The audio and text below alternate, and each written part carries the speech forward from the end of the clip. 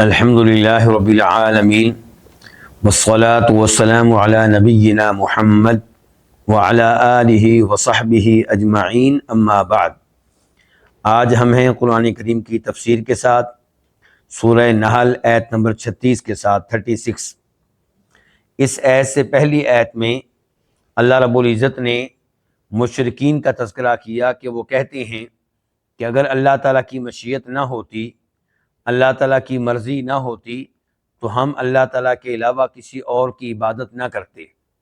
یعنی کہ جب ہم اللہ کے ساتھ ساتھ اوروں کی عبادت کرتے ہیں تو اللہ اس پہ راضی ہے، اسی لیے اللہ تعالیٰ ہمیں اوروں کی عبادت کرنے کا موقع دے رہا ہے۔ اگر اللہ اس پہ راضی نہ ہوتا تو اللہ ہمیں اسے روک دیتا۔ تو اللہ رب العزت نے اسی آیت میں ارشاد فرمایا تھا كَذَلِكَ فَعَلَ الَّذِينَ مِن قَبْلِهِمْ، ان سے پہلے رسول بھی ایسی ہی، ان سے پہلے لوگ بھی ایسی ہی باتیں کرتے رہے۔ فَهَلْ عَلَى الرُّسُلِ إِلَّا الْبَلَاغُ الْمُبِينُ، رسولوں کے ذمے واضح طور پہ اللہ کا پیغام پہنچا دینا ہے۔ اب اس آیت میں جو بھی ہم پڑھنے لگے ہیں ان کے اس اعتراض کا صحیح معنوں میں جواب موجود ہے۔ چنانچہ اللہ تعالیٰ نے فرمایا وَلَقَدْ، اور البتہ تحقیق، واو کا معنی اور، لام کا معنی البتہ، قد تحقیق، بعثنا ہم نے بھیجا، فی کل امت ہر امت میں، رسولاً ایک رسول، ان یہ کہ، یعنی کہ ہم نے ہر امت میں ایک رسول بھیجا اس پیغام کے ساتھ جو آگے آنے والا ہے، ان یہ کہ اعبدو تم عبادت کرو، اللہ اللہ تعالیٰ کی، وجتنبو واو کا معنی اور اجتنبو تم اجتناب کرو، تم بچو، تم دور رہو، الطاغوت طاغوت سے۔ طاغوت کس کو کہتے ہیں؟ ہر وہ جس کی اللہ کے علاوہ عبادت کی جائے اور وہ اس پہ راضی ہو، یہ طاغوت ہے۔ یعنی کہ لفظ طاغوت طغا یطغا سے ہے، ہر وہ چیز جس کو اس کی حد سے بڑھا دیا جائے۔ بندہ انسان جس چیز کو اس کی حد سے بڑھا دے وہ طاغوت ہے۔ یہ امام ابن القیم رحمہ اللہ کی تعریف ہے۔ اب چاہے وہ کوئی معبود ہو، اللہ کے علاوہ جس کی بھی عبادت کی جا رہی ہے اس کو ہم نے اس کی حد سے بڑھا دیا ہے، اس کے اصل مقام سے ہم اس کو اوپر لے جانے کی کوشش کر رہے ہیں۔ ایسی اگر کوئی مطاع ہے، متبوع ہے، یعنی کہ جس کی بات مانی جاتی ہے، جس کی اطاعت کی جاتی ہے، جو بھی حکم دے لوگ مانتے ہیں، اس کا مطلب یہ ہے کہ ہم نے اس کو بھی اس کی حد سے، اس کے مقام سے بڑھا دیا ہے، تو یہ بھی طاغوت ہے، وہ بھی طاغوت ہے۔ فَمِنْهُمْ، فا کا معنی پس اور من تبعیضیہ ہے، بعض کا معنی، کوئی کا معنی، کچھ کا معنی۔ پس ان میں سے کوئی، ہم کا معنی ان، پس ان میں سے کوئی وہ ہے کہ من، جس کو ہد اللہ، اللہ تعالیٰ نے ہدایت دی۔ وَمِنْهُمْ مَنْ حَقَّتْ عَلَيْهِ الضَّلَالَةُ، اور ان میں سے کوئی وہ ہے کہ من حقت علیہ، جس پہ ثابت ہو گئی، الضلالۃ گمراہی۔ فسیرو، فا کا معنی پس، سیرو تم چلو، فی الارض زمین میں، فانظرو پس تم دیکھو، کیفا کیسے، کانا تھا یا کیسا تھا، عاقبت انجام، المکذبین جٹلانے والوں کا۔ المکذبین جمع ہے، اس کا واحد کیا ہے؟ مکذبون، ایک جٹلانے والا۔ اب آتے ہیں اس آیت کی تفسیر کی طرف۔ اللہ رب العزت نے واضح کیا کہ ہم نے تو ہر امت میں کوئی نہ کوئی رسول بھیجا ہے، کس کام کے لیے؟ شرک سے منع کرنے کے لیے، اور لوگوں کو یہ بتانے کے لیے کہ صرف ایک اللہ کی عبادت کی جائے۔ یعنی کہ اس کا واضح مطلب یہ ہوا کہ اللہ تعالیٰ لوگوں کے شرک کرنے پہ راضی نہیں ہے۔ البتہ اللہ رب العزت نے انسانوں کو، جنوں کو اختیار دیا ہے توحید کو اپنانے کا، شرک کرنے کا۔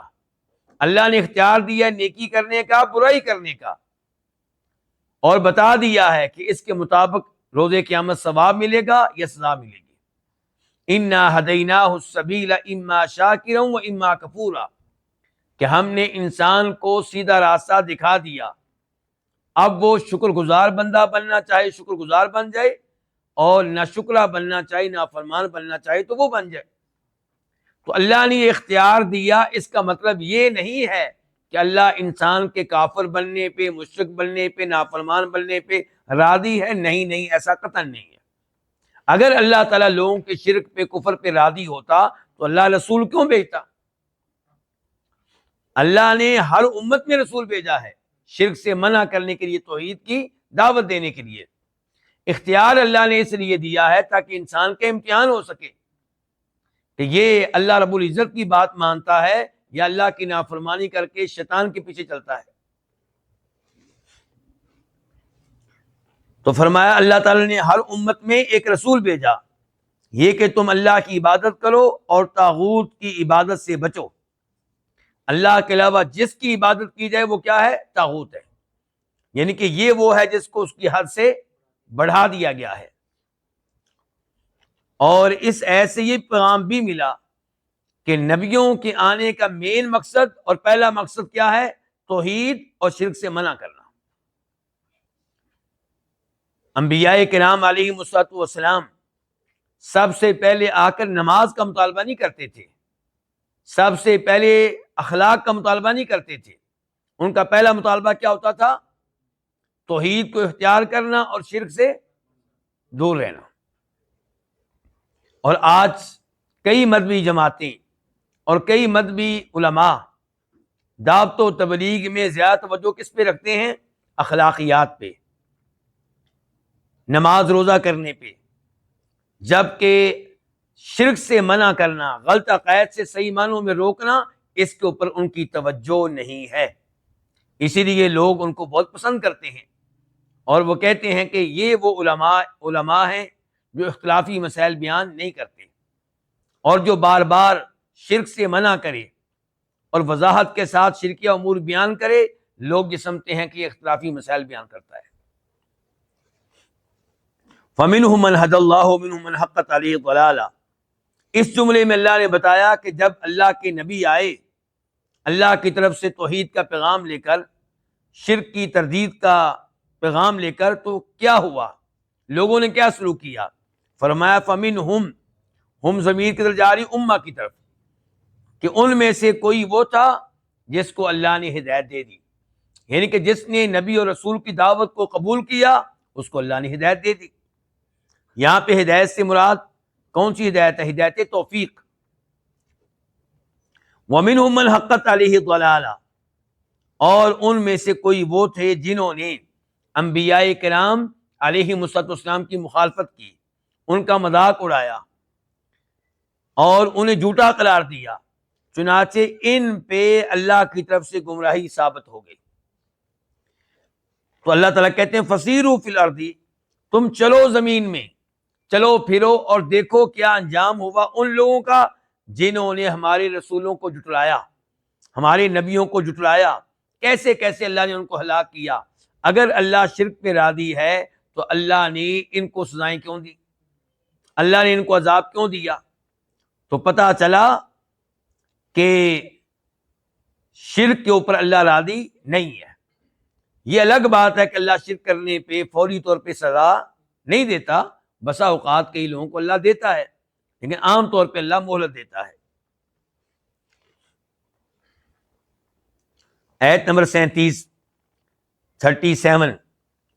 ان اگر تحرس، تو ہرس رکھے، تو ہرس کرے، علی ہداہم، ان کی ہدایت پہ، ان کے ہدایت پانے پہ، فإن اللہ، تو بے شک اللہ، ان کا میں بے شک فاقہ میں تو، لا یہدی، نہیں ہدایت دیتا، من یضل، اس کو جس کو وہ گمراہ کر دے، وما، اور نہیں ہے، لہم، ان کے لیے، لہم دو الفاظ ہیں، لام کے لیے کے واسطے اور ہم الگ، اور نہیں ہے ان کے لیے، من ناصرین، کسی قسم کے کوئی مددگار، من زائدہ ہے تاکید کے لیے، اس لیے ہم کہہ رہے ہیں کسی قسم کے، اور ناصرین جمع ہے کس کی؟ ناصرن کی، ناصرن ایک مدد کرنے والا، ناصرین کئی مدد کرنے والے۔ اس آیت کی تفسیر کیا ہے کہ اے اللہ کے نبی علیہ الصلوۃ والسلام، اگر آپ حرص رکھیں ان کی ہدایت پہ، یعنی کہ آپ کی کوشش ہے کہ یہ ہدایت حاصل کریں، یہ ایمان لے آئیں، یہ شرک کو ترک کر دیں۔ یہاں پہ بھی ہدایت سے مراد کون سی ہدایت ہے؟ ہدایت توفیق۔ آپ جانتے ہیں کہ ہدایت کی دو اقسام ہوتی ہیں، ایک ہدایت ارشاد اور ایک ہدایت توفیق۔ ہدایت ارشاد سیدھا راستہ دکھا دینا، توحید کا راستہ بتا دینا اور شرک کے بارے میں خبردار کر دینا اور شرکیہ امور کے بارے میں آگاہی دے دینا۔ تو یہ ہدایت اللہ تعالیٰ ہر ایک کو دیتا ہے۔ اللہ کی طرف سے انبیاء کرام علیہم السلام اسی لیے آتے ہیں تاکہ لوگوں کی رہنمائی کریں، ان کو سیدھا راستہ دکھائیں اور غلط راستوں کے بارے میں انہیں خبردار کریں۔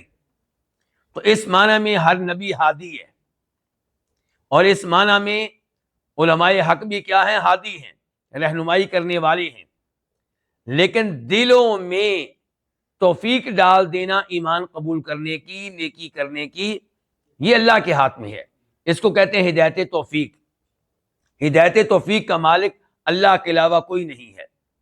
اسی لیے نبی علیہ الصلوۃ والسلام جو کہ ہادی تھے، وہ ابو طالب کو ہدایت نہ دے سکے۔ ہادی تھے یعنی کہ رہنمائی کرتے رہے، ابو طالب چچا کی بھی، باقی لوگوں کی بھی، لیکن ان میں سے ہدایت توفیق ان کو ملی جن کے بارے میں اللہ نے چاہا۔ تو ابو طالب کو آپ کلمہ پڑھانے میں کامیاب نہیں ہو سکے۔ انک لا تہدی من احببت ولکن اللہ یہدی من یشاء۔ تو ان تحرص علی ہداہم، اور یقیناً نبی علیہ الصلوۃ والسلام بہت زیادہ حرص رکھتے تھے اس بات کی کہ لوگ ہدایت پا جائیں۔ اللہ تعالیٰ فرماتے ہیں فَلَعَلَّكَ بَاخِعٌ نَفْسَكَ عَلَىٰ آثَارِهِمْ إِن لَّمْ يُؤْمِنُوا بِهَٰذَا الْحَدِيثِ أَسَفًا، کہ جب یہ لوگ ایمان نہیں لا رہے تو یوں لگتا ہے کہ آپ اس غم میں، اس افسوس میں اپنے آپ کو ہلا کر بیٹھیں گے۔ اور کبھی اللہ نے کہا فَلَا تَذْهَبْ نَفْسُكَ عَلَيْهِمْ حَسَرَاتٍ، کہ چونکہ یہ ہدایت نہیں لے رہے، ایمان قبول نہیں کر رہے، کہیں آپ اپنے نفس کو ختم نہ کر بیٹھیں ان کے اوپر افسوس کرتے کرتے۔ اس قدر حرص ہے کس میں؟ نبی علیہ الصلوۃ والسلام نے۔ تو اس سے پتا چلا کہ یہی حرص ہونی چاہیے کس میں؟ مجھ میں اور آپ میں۔ میری اور آپ کی کوشش ہونی چاہیے کہ ہمارا پڑوسی ہدایت پا جائے، شرک چھوڑ دے۔ میں کوشش کروں، آپ کوشش کریں کہ ہمارے رشتہ دار شرک چھوڑ دیں اور توحید پہ آ جائیں۔ ان تحرص علی ہداہم، لیکن ایک بات یاد رکھنی ہے کہ فإن اللہ لا یہدی من یضل، جس کو اللہ تعالیٰ نے سزا کے طور پہ گمراہی کے راستے پہ لگا دیا، اس کو کوئی ہدایت نہیں دے سکتا۔ یعنی کہ ہدایت آئی اور ان لوگوں نے ہدایت کو ٹھکرا دیا، ریجیکٹ کر دیا، نبیوں کا مذاق اڑایا، اب سزا کے طور پہ اللہ نے انہیں گمراہی کے راستے پہ لگا دیا، اب ان کو کوئی ہدایت نہیں دے سکتا۔ وَنُقَلِّبُ أَفْئِدَتَهُمْ وَأَبْصَارَهُمْ كَمَا لَمْ يُؤْمِنُوا بِهِ أَوَّلَ مَرَّةٍ، کہ پہلی بار جو ایمان نہیں لایا اللہ تعالیٰ اس کے دل کو پھیر دیتے ہیں، اللہ اس کی نگاہوں کو پھیر دیتے ہیں۔ وَمَا لَهُم مِّن نَاصِرِينَ، اور جب ایسے لوگوں پہ اللہ کا عذاب آئے گا تو ان کو مدد کے لیے کوئی نہیں ملے گا۔ آیت نمبر 38۔ وَأَقْسَمُوا، اور انہوں نے قسمیں اٹھائیں، باللہ اللہ تعالیٰ کی، جہد ایمانہم، اپنی پختہ قسمیں۔ جہد کا معنی کیا کریں گے؟ پختہ۔ ایمان یمین کی جمع ہے، قسمیں، ہم اپنی، اور انہوں نے اللہ کی قسمیں اٹھائیں، جہد ایمانہم، اپنی پختہ قسمیں۔ کیا قسمیں اٹھائیں؟ کہ لا یبعث اللہ، اللہ نہیں اٹھاتا، اللہ نہیں اٹھائے گا، من اس کو جو یموت، مر جائے، فوت ہو جائے۔ بلا، کیوں نہیں، وعدن، وعدہ ہے، علیہ، اس کے ذمے۔ کس کے ذمے؟ اللہ کے ذمے۔ یہ دو الفاظ ہیں، علی اور ہو۔ کیوں نہیں؟ وعدہ ہے علیہ، اس کے ذمے، حقاً، سچا۔ ولیکن، اور لیکن، اکثر الناس، لوگوں میں زیادہ تر، لا یعلمون، علم نہیں رکھتے۔ اس آیت میں اللہ رب العزت نے عقیدہ آخرت کا تذکرہ کیا، کہ ان کفار نے اللہ کی قسمیں اٹھائیں، اس کا مطلب ہے کہ یہ اللہ کو مانتے تھے، اور قسم اس کی اٹھاتا ہے انسان جس کی انسان تعظیم کرنے والا ہو۔ تو اللہ کی قسمیں اٹھانا اس بات کی دلیل ہے کہ یہ لوگ اللہ پہ ایمان رکھتے تھے اور اللہ کی تعظیم کرنے والے تھے، لیکن اللہ تعالیٰ کے ساتھ اوروں کو شریک کرتے تھے، اور حقیقت میں یہ تعظیم نہیں ہے۔ آپ اللہ پہ ایمان لائیں، اللہ کے وجود کو مان لیں، اللہ کو خالق مان لیں، اللہ کو رازق مان لیں، لیکن اللہ تعالیٰ کے ساتھ اوروں کو شریک کریں تو آپ نے اللہ کی تعظیم کا حق ادا نہیں کیا۔ اسی لیے بار بار کہا گیا وما قدر اللہ حق قدرہ، لیکن بظاہر وہ اللہ کے نام لیتے تھے۔ تو فرمایا انہوں نے اللہ کی قسمیں اٹھائیں، اپنی پختہ قسمیں، اور اللہ کی قسم اٹھا کے بیان کیا کیا؟ قسم اٹھائی کیا چیز وعدے کرنے کے لیے کہ ہم اللہ کی قسم اٹھا کے کہتے ہیں کہ جو مر گیا اللہ اسے زندہ نہیں کرے گا، جو مر گیا اس کی کہانی ختم، جو مٹی ہو گیا اس کی کہانی ختم۔ لا یبعث اللہ من یموت، اللہ نے کہا بلا کیوں نہیں، یہ حرف جواب ہے، اور یہ کسی چیز کی کسی نفی کی نفی کے لیے آتا ہے۔ انہوں نے نفی کی تھی کہ لا یبعث اللہ، کیا کہا تھا کہ اللہ نہیں اٹھائے گا، اللہ دوبارہ مردے کو زندہ نہیں کرے گا۔ اللہ نے کہا کیوں نہیں، کیوں زندہ نہیں کرے گا؟ تو بلا کے بعد ایک فعل مقدر ہوگا، پھر بلا یبعثہم، کیوں نہیں یبعثہم، اللہ تعالیٰ ان کو اٹھائے گا، ان کو زندہ کرے گا۔ تو اس سے پتہ چلا کہ یہ قرآن کریم کا اور مسلمانوں کا بنیادی عقیدہ ہے، اس بات پہ ایمان لانا کہ مرنے والوں کو اللہ دوبارہ زندہ کرے گا، بلکہ یہ ارکان ایمان میں سے ایک ہے۔ بلا وعدن علیہ حقا، حقاً صفت ہے وعدن کی، یعنی کہ سچا وعدہ، علیہ اس کے ذمے ہے، کس کے ذمے؟ اللہ کے ذمے، یعنی کہ اللہ نے اپنے ذمے لیا ہے، کوئی اللہ کے اوپر کسی چیز کو واجب نہیں کر سکتا، اللہ نے خود اپنے اوپر یہ واجب کر لیا ہے، اللہ نے خود اپنے اوپر لازم کر لیا ہے کہ وہ لوگوں کو زندہ کرے گا اور ان کا حساب کتاب لے گا۔ وَلَٰكِنَّ أَكْثَرَ النَّاسِ لَا يَعْلَمُونَ، لیکن لوگوں میں سے زیادہ تر علم نہیں رکھتے۔ اس سے پتہ چلا کہ لوگوں کی اکثریت جاہل ہے، ان کے پاس علم نہیں ہے دین کا، ان کے پاس علم نہیں ہے ایمانیات کا۔ تو اس میں مذمت ہے اکثریت کی اور تعریف ہے کن کی؟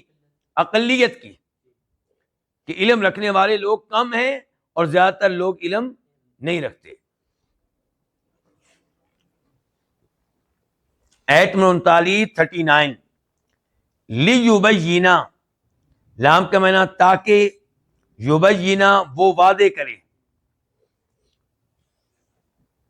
یہ کس کے متعلق ہے؟ لیبینا کا تعلق کس چیز سے ہے؟ تاکہ وعدے کرے، کیا مطلب؟ یعنی کہ اللہ تعالیٰ ان کو زندہ کرے گا تاکہ اللہ واضح کرے، یعنی کہ لیبینا یبعثہم فعل مقدر کے متعلق ہے، لیبینا تاکہ وہ وعدے کرے، لہم ان کے لیے، یعنی کہ لوگوں کے لیے، یہ لہم دو الفاظ ہیں، لام اور ہم، لام کے لیے، تاکہ وہ وعدے کرے ان کے لیے، کیا چیز وعدے کرے؟ الذی، وہ چیز، یختلفون فیہ، جس میں یہ اختلاف کرتے ہیں، ولیعلم، اور تاکہ جان لیں، واو کا معنی اور، لام کا معنی تاکہ، یعلم جان لیں، اور تاکہ جان لیں الذین وہ لوگ، کفروا جنہوں نے کفر کیا، کیا جان لیں؟ انا بے شک ہم وہ، کانو تھے، کاذبین جھوٹے۔ اللہ رب العزت نے اس ایت میں وعدے کیا کہ قیامت، آخرت اور دوبارہ اٹھانے کے اسباب کیا کیا ہیں۔ چند اسباب یہاں پہ ذکر ہوئے، دو اسباب۔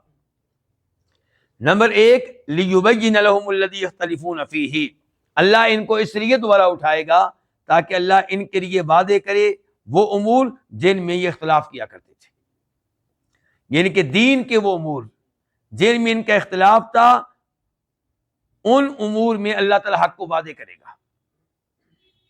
پتہ چلے گا روز قیامت سب کے لیے واضح ہو جائے گا کہ حق کیا تھا. توحید یہ حق ہے یا شرک حق ہے؟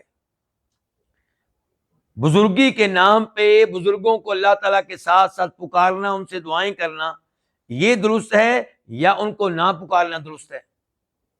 یہ سارے امور واضح ہو جائیں گے خصوصاً اس موقع پہ جب اللہ تعالیٰ ان کو عذاب دے گا، جو شرک پہ تھے، جو کفر پہ تھے، جو اللہ تعالیٰ کے ساتھ ساتھ اوروں سے دعائیں کرتے تھے. اور جب اللہ تعالیٰ اجر و ثواب دے گا، جنت میں بھیجے گا کن کو؟ اہل ایمان کو، عقیدہ آخرت رکھنے والوں کو، تو تب حق واضح ہو جائے گا. تو ایک مقصد یہ ہے آخرت کے واقع کرنے کا، لوگوں کو دوبارہ اٹھانے کا، تاکہ اختلافی امور میں حق واضح ہو جائے. اور دوسرا مقصد تاکہ جان لے کافر کے بے شک وہ جھوٹے تھے، ان کو پتہ چل جائے کہ وہ شرک کے معاملے میں جھوٹے تھے، وہ آخرت کا انکار کرنے کے معاملے میں جھوٹے تھے، لوگوں کے دوبارہ اٹھائے جانے کی حقیقت کا انکار کرنے میں جھوٹے تھے. یہ سب امور واضح ہو جائے. آیت نمبر 40 انما، سوائے اس کے نہیں، یا آپ کہہ لیں اس کا معنی صرف اور صرف، قولنا ہمارا کہنا، لشیء کسی چیز کے لیے، اذا جب، اردنا ہم ارادہ کریں، اس چیز کا، ان نقول کہ ہم کہتے ہیں، لہو اس کے لیے، کن تو ہو جا، فیکون پس وہ ہو جاتی ہے. اس آیت میں اللہ تعالی نے واضح کیا کہ ہمارے لیے لوگوں کو دوبارہ اٹھانا کون سا مشکل ہے. یہ کہتے ہیں کہ جب ہم مٹی ہو جائیں گے پھر ہمیں کیسے زندہ کیا جائے گا، یہ ممکن ہی نہیں ہے. تو اللہ تعالی نے کہا کہ ہمارے لیے لوگوں کو دوبارہ اٹھانا، زندہ کرنا کچھ مشکل نہیں ہے، ہم نے کن کہنا ہوتا ہے بس. تو فرمایا انما قولنا لشیء، ہمارا کہنا ہوتا ہے کسی چیز کے لیے جب ہم اس کا ارادہ کر لیں. کیا مطلب؟ اس چیز کو بنانے کا ارادہ کر لیں. کوئی بھی ہم کام کرنا چاہیں تو ہم اس کام کے بارے میں کیا کہتے ہیں کہ تو ہو جا، وہ ہو جاتا ہے. تو قولنا یہ ہے مبتدا، اور خبر کیا؟ ان نقول، کہ ہمارا کہنا ہوتا ہے کسی بھی چیز کے لیے جب ہم اس کا ارادہ کریں. کیا کہنا ہوتا ہے؟ ان نقول لہو، کہ ہم اس سے کہتے ہیں تو ہو جا، تو وہ ہو جاتی ہے. صرف اور صرف ہمیں یہی کہنا ہوتا ہے، صرف اور صرف ہم نے کیا کہنا ہوتا ہے؟ کن. اور اس کے علاوہ ہمیں کچھ نہیں کرنا پڑتا. اس آیت سے یہ بھی پتا چلا کہ اللہ رب العزت کی صفات میں سے صرف کیا ہے؟ کلام کرنا. فرمایا انما قولنا لشیء، ہمارا کسی بھی چیز کے لیے جب ہم اس کا ارادہ کر لیں، کہنا کیا ہوتا ہے؟ ان نقول کن فیکون. تو اللہ تعالیٰ کہتے ہیں، اللہ کلام کرتا ہے. اور یہاں پہ اللہ کے کس کلام کا تذکرہ ہے؟ کن. کہ اللہ کہتے ہیں کن تو وہ چیز ہو جاتی ہے. تو اس لیے اللہ تعالیٰ کی صفات پہ ایمان لانا چاہیے. جتنی بھی صفات اللہ نے قرآن میں ذکر کی ہیں یا نبی علیہ الصلوۃ والسلام نے احادیث میں ذکر کی ہیں، ان سب پہ ایمان لانا چاہیے. اللہ کی صفت کلام پہ ہم اللہ کے فضل و کرم سے ایمان لاتے ہیں، اور قرآن اللہ کا کلام ہے. افسوس سے کہنا پڑتا ہے کئی لوگوں کا عقیدہ یہ ہے کہ قرآن اللہ کا کلام ہے لیکن یہ اللہ کی صفت نہیں ہے، اللہ کی کیا ہے؟ مخلوق ہے. یعنی کہ اللہ نے جو کہنا تھا وہ اللہ نے کسی اور مخلوق میں ڈال دیا، اور اس مخلوق نے جو کلام کیا وہ قرآن ہے. مثال کے طور پہ اللہ نے جو کہنا تھا اللہ نے وہ ڈال دیا جبریل میں علیہ السلام.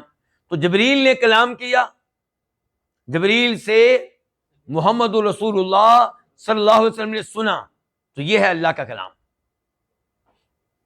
جبکہ ہمارا عقیدہ یہ ہے، درست عقیدہ یہ ہے کہ قرآن اللہ رب العزت نے پڑھا، یہ اللہ کا کلام ہے. اللہ سے خود جبریل علیہ السلام نے اس کو سنا. اللہ نے جبریل علیہ السلام کے میں صرف ڈالا نہیں ہے، بلکہ اللہ نے باقاعدہ یہ کلام پڑھا ہے. اور جبریل السلام نے اللہ سے سنا ہے۔ تو ہمارا عقیدہ یہ کہ قرآن اللہ کا کلام ہے اس معنی میں، تو ہم اللہ تعالیٰ کے کلام پہ صحیح معنوں میں ایمان لاتے ہیں۔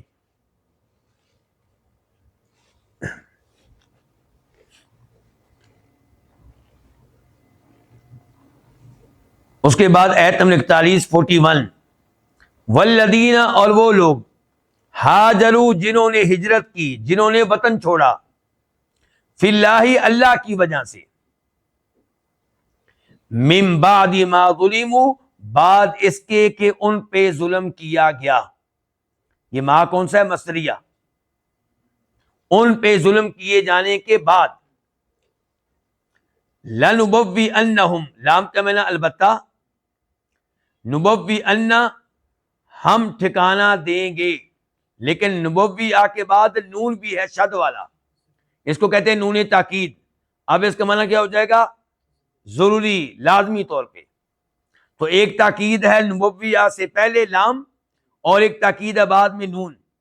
البتہ ہم لازمی طور پہ ٹھکانہ دیں گے ہم ان کو، فی دنیا، دنیا میں، حسنتاً، اچھا، وَلَأَجْرُ الْآخِرَةِ، واو کا معنی اور، لام کا معنی البتہ، اور البتہ اجر الآخرتی، آخرت کا اجر، اکبر، زیادہ بڑا ہے، زیادہ عظیم ہے، لو کانوا یعلمون، کاش یہ علم رکھتے ہوتے، کاش یہ جانتے ہوتے۔ اس آیت میں اللہ رب العزت نے ان کی تعریف کی ہے جو اللہ کی راہ میں اپنا وطن چھوڑ دیتے ہیں۔ تعریف اللہ نے ان کی ہے جو وطن چھوڑتے ہیں فی اللہ، اللہ کی وجہ سے، اللہ کو راضی کرنے کے لیے، اللہ کے دین پہ عمل کرنے کے لیے، نماز روزہ کرنے کے لیے، من بعد ما ظلموا، اور وہ ہجرت کرتے ہیں اس لیے کہ ان پہ ظلم کیا جا رہا تھا ان کے وطن میں، ایمان لانے کی وجہ سے، توحید کی وجہ سے، کفر و شرک سے دور رہنے کی وجہ سے۔ تو یہ دو وجوہات ہیں ان کی ہجرت کرنے کی۔ ہاجروا، اپنا وطن انہوں نے چھوڑ دیا، وطن چھوڑا تو ظاہر ہے کہ وطن میں جو ان کے مفادات تھے وہ بھی چھوٹ گئے، اپنا مکان نہ رہا، اپنی جائیداد نہ رہی، اپنی پراپرٹی نہ رہی، دیگر کئی چیزیں انہوں نے چھوڑی، اور اپنا وطن چھوڑ کے کسی اور شہر میں چلے گئے۔ اس آیت میں سب سے پہلے داخل ہوں گے مکہ کے وہ لوگ جنہوں نے اللہ کی خاطر حبشہ کی طرف ہجرت کی تھی، کیونکہ یہ صورت کیا ہے؟ مکی، اور یہ آیت کیا ہے؟ مکی۔ تو مکہ میں جن کی ہجرت کی تعریف ہو رہی ہے وہ کون ہوں گے؟ وہ ہوں گے جنہوں نے حبشہ کی طرف ہجرت کی تھی۔ البتہ چونکہ الفاظ عام ہیں، الذین، جنہوں نے بھی ہجرت کی، تو ان عام الفاظ میں قیامت تک آنے والے وہ سب لوگ داخل ہوں گے جو اللہ کی وجہ سے ہجرت کرتے ہیں، اپنا وطن چھوڑتے ہیں۔ لیکن سب سے پہلے اس میں کون داخل ہوں گے؟ مکہ سے حبشہ کی طرف ہجرت کرنے والے، اور ان میں سر فہرست ہیں جناب عثمان بن عفان رضی اللہ تعالی عنہ، اور ان کی وائف رقیہ جو کہ بیٹی ہیں نبی علیہ الصلوۃ والسلام کی۔ تو وہ لوگ جنہوں نے اللہ کی وجہ سے، اللہ کی راہ میں، اللہ کو راضی کرنے کے لیے وطن چھوڑا، ہجرت کی، بعد اس کے کہ ان کے اوپر ظلم کیا گیا، اللہ نے خوشخبری دی، لَنُبَوِّئَنَّهُمْ فِي الدُّنْيَا حَسَنَةً، البتہ ہم ان کو دنیا میں اچھا ٹھکانہ دیں گے۔ تو اچھا ٹھکانہ ان کو ملا، مدینہ میں اپنی حکومت قائم ہوئی، اور اللہ نے عزت دی، اللہ نے غلبہ دیا، اور ان کے ذریعے باقی شہروں میں بھی جہاد کیا گیا، وہاں پہ بھی اللہ کی راہ میں لڑائیاں لڑی گئیں، اور وہاں پہ بھی مسلمانوں کی حکومت قائم ہوئی۔ تو ان کو مال بھی ملا، شہرت بھی ملی، عزت بھی ملی، اللہ نے ایک ایک نعمت ان کو دی۔ یہ کیا ہے؟ لَنُبَوِّئَنَّهُمْ فِي الدُّنْيَا حَسَنَةً وَلَأَجْرُ الْآخِرَةِ أَكْبَرُ، اور البتہ آخرت میں ملنے والا اجر وہ دنیا میں ملنے والے اجر و ثواب سے کہیں بڑھ کر ہے۔ دنیا کا اجر و ثواب آخرت کے اجر و ثواب کے سامنے کچھ بھی نہیں ہے۔ لَوْ كَانُوا يَعْلَمُونَ، کاش یہ علم رکھتے ہوتے۔ کون؟ اس میں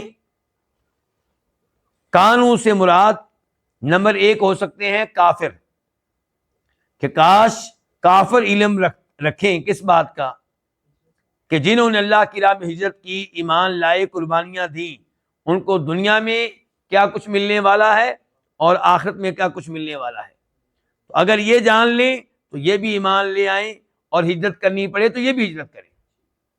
دوسرے نمبر پہ لو کانو سے مراد وہ لوگ بھی ہو سکتے ہیں جو ایمان لے آئے لیکن اللہ کی راہ میں ہجرت نہیں کی، کہ کاش یہ جان لیں کہ ہجرت کرنے پہ کیا اجر و ثواب ملتا ہے۔ اگر یہ جان لیں تو یہ کبھی بھی ہجرت سے پیچھے نہ رہیں۔ اور لو کانو سے مراد ہجرت کرنے والے مومن بھی ہو سکتے ہیں، کہ اگر یہ جان لیں کہ ہجرت کرنے پہ کتنا اجر و ثواب ہے تو بڑے خوش ہوں۔ ہجرت انہوں نے کر لی لیکن کاش یہ سمجھ سکیں کہ اس کے اوپر کتنا اجر و ثواب ان کو ملنے والا ہے۔ لو اس میں ایک احتمال یہ ہوتا ہے کہ آپ کہیں کہ تمنی کے لیے ہے، تب ترجمہ کیا کریں گے؟ کاش، اور جملہ اسی پہ پورا ہو جائے گا، کاش یہ جانتے ہوتے۔ دوسرا یہ ہے کہ آپ کہیں کہ لو شرطیہ ہے، پھر معنی کیا ہوگا؟ اگر یہ جانتے ہوتے تو پھر ہمیں لو کا جواب تلاش کرنا ہوگا۔ مثال کے طور پہ لو کانوا یعلمون لآمنوا، جی ہاں، اگر یہ علم رکھتے ہوتے تو البتہ یہ ایمان لے آتے، البتہ یہ ہجرت کرتے، البتہ یہ خوش ہوتے۔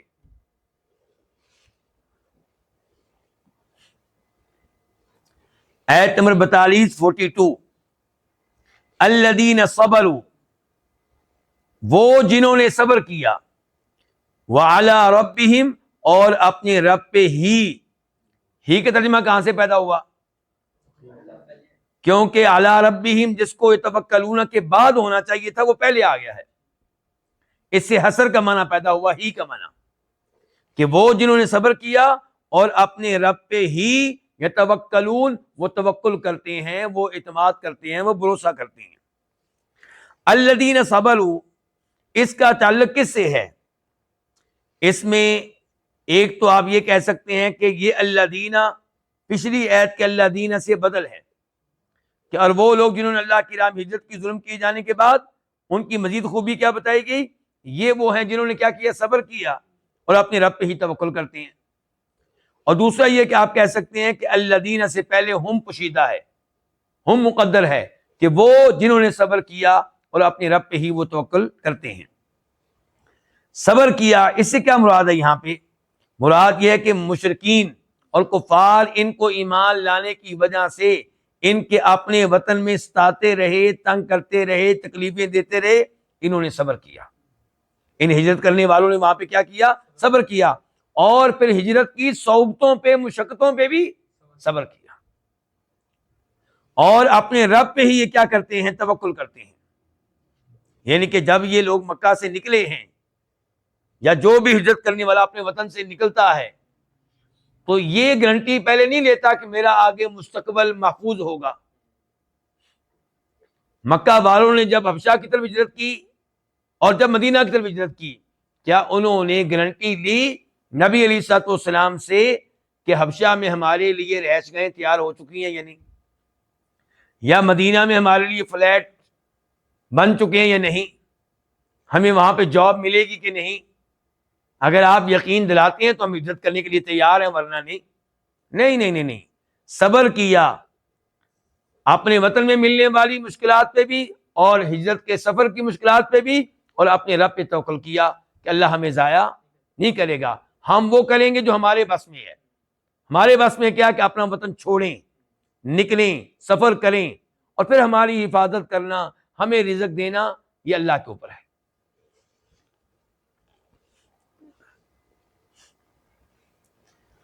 آیت نمبر 43 وما، اور نہیں، ارسلنا، ہم نے بھیجا، من قبلی کا، تجھ سے پہلے۔ قبلی کا 2 الفاظ ہیں، قبل پہلے، کا تجھ، اور ہم نے نہیں بھیجے تجھ سے پہلے، الا مگر، رجالن، ایسے رجال، ایسے مرد۔ رجال جمع ہے کس کی؟ رجل کی، رجل ایک آدمی کو، مگر ایسے رجال، ایسے مرد، نوحی، ہم وحی کرتے تھے الیہم جن کی طرف. الیہم دو الفاظ ہیں، الا اور ہم. الا طرف، جن کی طرف. فاسالو یہ دو الفاظ ہیں، فا اور اسالو. فا کا معنی کیا؟ پس. اور اس کے بعد کا جو لفظ ہے اس کا معنی کیا؟ تم سوال کرو، تم پوچھو. اہل الذکری ذکر والوں سے، ان اگر کنتم لا تعلمون تم نہیں علم رکھتے ہو. نبی علیہ الصلوۃ والسلام پہ ایک اعتراض یہ کیا جاتا تھا کہ آپ تو ہماری طرح کے بشر ہیں، آپ کو نبی کیسے مان لیں، آپ کو رسول کیسے مان لیں؟ یعنی کہ اگر اللہ نے اپنا رسول بھیجنا ہوتا اللہ کسی فرشتے کو بھیجتا. تو اللہ تعالی نے فرمایا کہ ہم نے آپ سے پہلے جتنے رسول بھیجے ہیں وہ سارے کیا تھے؟ وہ بشر تھے اور مرد تھے، یعنی کہ عورتوں میں سے کوئی نبی نہیں آیا، کوئی رسول نہیں آیا. فرمایا اور ہم نے نہیں بھیجے آپ سے پہلے مگر ایسے مرد نوحی الیہم جن کی طرف ہم وحی کرتے تھے. تو اس لیے نبی علیہ السلام پہ کوئی اعتراض نہیں بنتا. یہ اللہ کا شروع سے دستور ہے، اللہ کا طریقہ ہے کہ اللہ تعالیٰ انسانوں میں سے ہی کسی نہ کسی کو رسول بنا کر بھیجتا ہے تاکہ یہ رسول اپنے جیسے انسانوں کے لیے نمونہ بن سکیں، ان کے آئیڈیل بن سکیں اور لوگ ان کو دیکھ کر دین کے اوپر عمل کر سکیں. اللہ تعالیٰ نے فرمایا اگر یقین نہیں آتا فاسألو تو تم پوچھو، اے مکہ والو، اے قریشیو، تم پوچھو اہل ذکری ذکر والوں سے، یعنی کہ تورات و انجیل والوں سے پوچھ لو. تمہارے بڑے رابطے ہیں یہودیوں سے، اور یہودیوں سے مسلمانوں کے خلاف پوچھتے رہتے ہو کہ ہمیں بتاؤ ہم ان سے کیا سوال کریں. تمہارے آپس میں بڑے تعلقات ہیں، تو ذرا ان سے یہ پوچھو کہ کیا جو رسول پہلے آئے تھے وہ فرشتے تھے یا بشر تھے؟ موسیٰ علیہ السلام کون تھے؟ عیسیٰ علیہ السلام کون تھے؟ ابراہیم علیہ السلام کون تھے؟ اسماعیل علیہ السلام کون تھے؟ داؤد علیہ السلام، سلیمان علیہ السلام، یہ سب کیا تھے؟ بشر تھے. فاسألو پس تم پوچھو اہل ذکری کن سے؟ یعنی کہ یہودیوں اور عیسائیوں سے، ان کے علماء سے پوچھو. اچھا پوچھنے والے کون ہوں گے؟ مشرکین، کفار. اور جن سے سوال ہوگا پوچھا جائے گا وہ کون؟ تورات و انجیل کے علماء. تو فاسألوا اہل ذکر سے مراد یہ ہے ان کنتم لا تعلمون. بالبینات والزبر ایت نمبر 44. بالبینات واضح دلائل کے ساتھ، با کا معنی ساتھ، البینات جمع ہے بینۃ کی، واضح دلائل کے ساتھ، والزبوری اور زبوروں کے ساتھ، کتابوں کے ساتھ. زبور جمع ہے کس کی؟ زبور کی. بالبینات والزبر یہ الفاظ کس کے متعلق ہیں؟ اس میں ایک احتمال یہ ہے کہ پچھلی آیت میں گزرا ارسلنا، ان کا تعلق اس سے ہے. کیا مطلب؟ ہم نے بھیجا ان رسولوں کو بالبینات والزبری واضح دلائل کے ساتھ، والزبری اور کتابوں کے ساتھ. یہ ایک احتمال. دوسرا احتمال یہ ہے کہ ان الفاظ کا تعلق ہے فاسألو، پس تم پوچھو، سوال کرو اہل ذکری یہودیوں اور عیسائیوں کے علماء سے، بالبیناتی واضح دلائل کے ساتھ، والزبوری اور کتابوں کے ساتھ، یعنی کہ ان سے کہو ہمیں دلیل دو. وَأَنزَلْنَا اور ہم نے اتارا، الیک آپ کی طرف، الذکر یہ ذکر مراد قرآن، اور ہم نے اتاری آپ کی طرف الذکر یہ نصیحت. الف لام کس کے لیے؟ عہد کے لیے. لی کیوں؟ لی تاکہ تبینہ تو واضح کرے، للناسی لوگوں کے لیے. کیا واضح کرے؟ ما وہ چیز، نزل جو اتاری گئی، الیہم ان کی طرف، وَلَعَلَّهُمْ اور تاکہ وہ، لعل کا معنی کیا؟ تاکہ، ہم وہ یتفکرون غور و فکر کریں. اللہ رب العزت نے اس آیت میں واضح کیا کہ ہم نے گزشتہ رسولوں کو بھیجا بالبینات واضح دلائل دے کر، معجزات دے کر، والزبوری اور کتابیں دے کر. ایک معنی تو یہ ہے، اور دوسرا معنی یہ کہ تم اے مشرکین مکہ، اے قریشیو، یہودیوں عیسائیوں کے علماء کرام سے پوچھو کہ جو رسول پہلے آتے رہے وہ بشر تھے یا نہیں تھے، ان سے پوچھو بالبیناتی، دلائل کے ساتھ، والزبور، اور کتابوں کے ساتھ، وَأَنزَلْنَا إِلَيْكَ الذِّكْرَ، اس کے بعد اللہ نے کہا کہ ہم نے اے اللہ کے نبی علیہ السلام آپ کی طرف یہ ذکر نازل کیا ہے۔ تو پچھلی آیت میں جو ذکر تھا اس سے مراد تو انجیل، اور اس آیت میں جو ذکر ہے اس سے مراد کیا ہے؟ کیونکہ وہ بھی نصیحت ان لوگوں کے لیے، یہ نصیحت ہے ہمارے لیے، اور ہم نے نازل کیا آپ کی طرف الذکر، یہ نصیحت۔ اچھا، اللہ نے یہاں پہ کیا کیا؟ ہم نے نازل کی، اتاری، یہ نہیں کہا ہم نے دی۔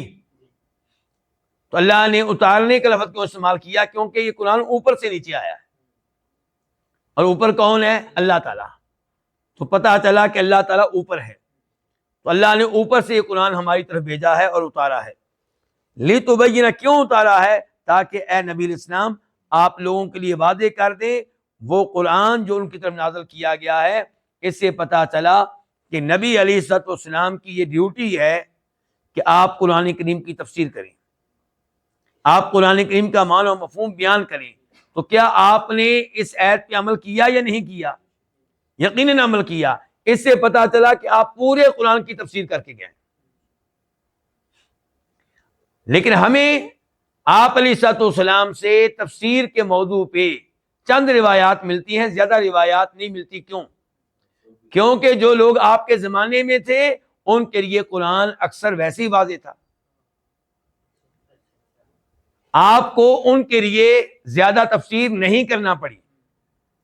پھر صحابہ کرام نے بعد والے لوگوں کے لیے تفسیر کی، تو جیسے جیسے علم کم ہوتا چلا گیا ویسے ویسے تفسیر بڑھتی چلی گئی۔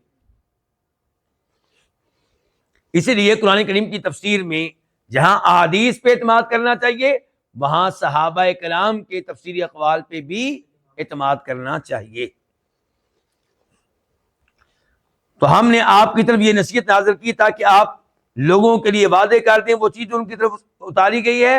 اس سے یہ بھی پتا چلا کہ آپ علیہ السلام کی احادیث حجت ہیں، ان پہ ایمان لانا ضروری ہے، اور یہ کہ ان کے بغیر قرآن کریم کو سمجھنا ممکن نہیں ہے۔ وَلَعَلَّهُمْ يَتَفَكَّرُونَ، اور ہم نے قرآن اس لیے بھی نازل کیا کہ لوگ خود بھی غور و فکر کریں۔ ایک تو آپ ان کے لیے وضاحت کریں، آپ ان کے لیے تفسیر کریں، اور خود بھی وہ غور و فکر کریں تو ان کو اس سے رہنمائی ملے گی، ہدایت ملے گی۔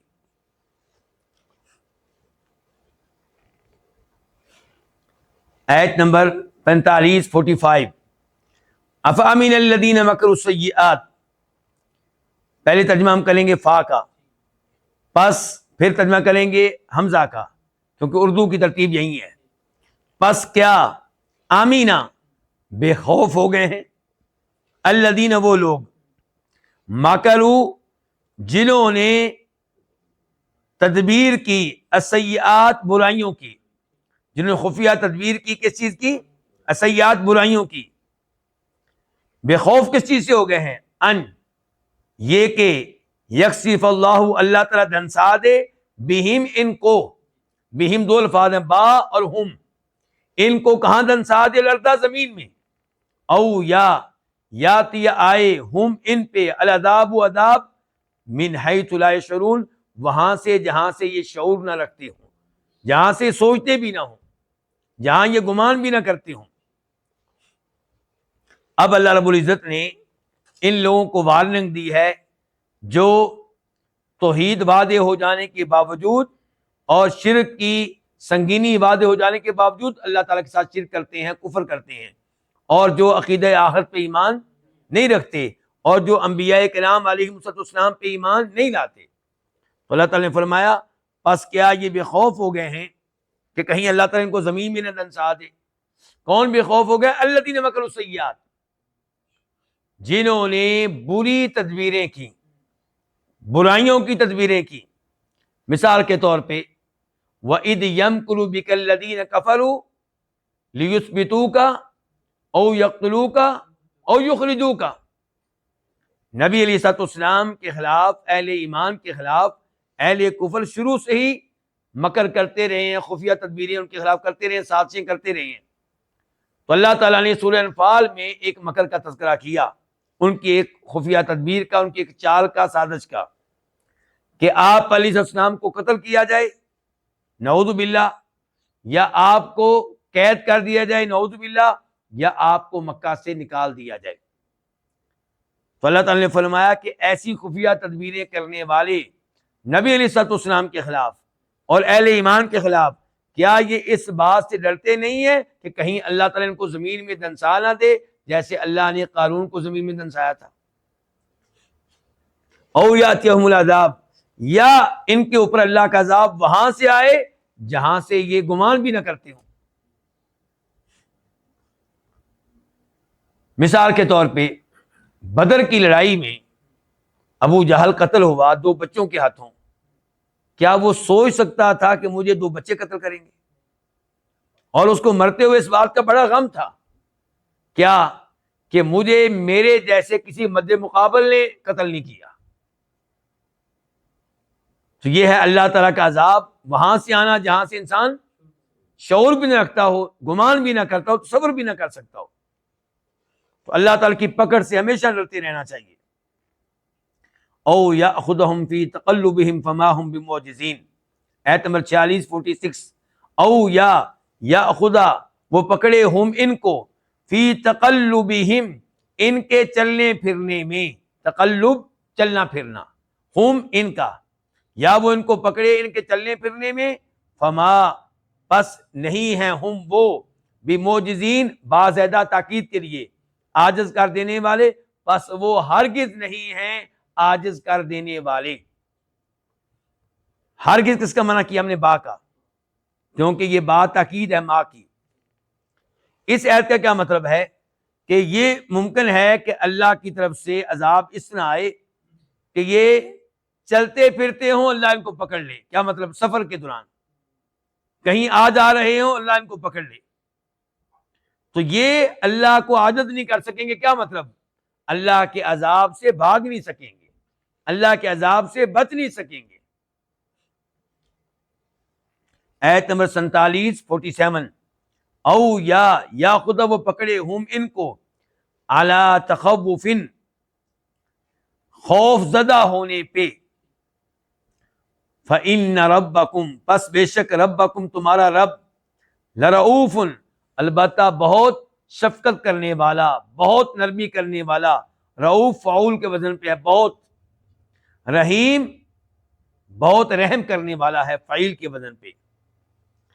اس آیت میں اللہ تعالی نے اپنی طرف سے عذاب کی ایک اور شکل بیان کی ہے، اپنی طرف سے کسی کو پکڑنے کی ایک اور شکل بیان کی ہے کہ اللہ تعالیٰ ان کو پکڑے خوف زدہ ہونے کی حالت میں۔ کیا مطلب؟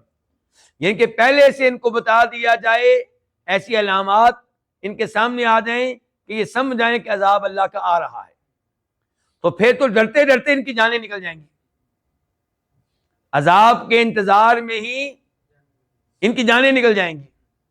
تو او یاخذہم علی تخوف، یا وہ ان کو پکڑے ان کے خوف زدہ ہونے کی حالت میں۔ لیکن اللہ رب العزت بہرحال اتنی جلدی سزا نہیں دیتا، اللہ تعالیٰ مہلت دیتا ہے، اسی لیے فرمایا فإن ربکم لرؤوف الرحیم، اللہ تعالیٰ بہت شفقت کرنے والا، بہت مہربان ہے۔ اسی لیے ان کے کفر و شرک پہ اور ان کے انبیاء کرام علیہم السلام کا مذاق اڑانے پہ اور ان کو تنگ کرنے پہ فوری طور پہ اللہ پکڑتا نہیں ہے۔ دیکھیں اہل مکہ نے نبی علیہ السلام کے خلاف سازشیں کی اور اہل ایمان کو تکلیفیں دیں، حتیٰ کہ ان کو مکہ چھوڑنا پڑا، تو کیا اللہ نے اہل مکہ کو فوری طور پہ عذاب میں مبتلا کیا؟ نہیں، ایک وقت لگا۔